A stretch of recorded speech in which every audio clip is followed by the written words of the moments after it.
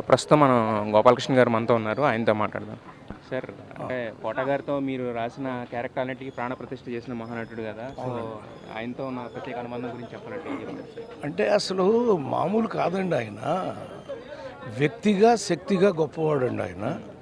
అందుకని ఒక ఎక్కడి నుంచి నాలుగో ఇల్లు అండి. కానీ ఏనాడు ఆ ఇంటికి వచ్చి నాకు వేషం రాయమని అడగని మహానుభావుడు కోట శ్రీనివాసరావు గారు. అంటే అడగాల్సిన అవసరం లేని మహానటుడు. మనం రాయకముందే వాళ్ళే అడుగుతారు, డైరెక్టర్లు అడుగుతారు, నిర్మాతలు అడుగుతారు సినిమా రాయండి సార్ అని. అంచేత అంత మహానుభావుడిని ఇవాళ పరిశ్రమ కోల్పోయింది. సార్, మీరు అంటే పెద్ద పెద్ద హీరోలందరికీ కూడా అలవోకగా డైలాగులు రాసేవాళ్ళు కదా. మరి కోట గారు అంటే కనుక మీకు ప్రత్యేకమైన ఒక ఎక్కువ మా అన్నయ్య బాధ్యత తీసుకునేవాడండి.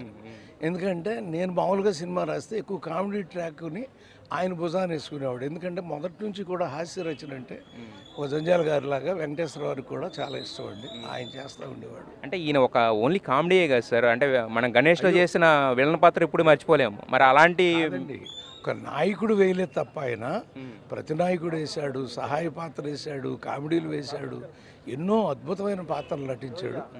ఆయన ఆత్మకు శాంతి కలగాలని కోరుకుంటున్నాను.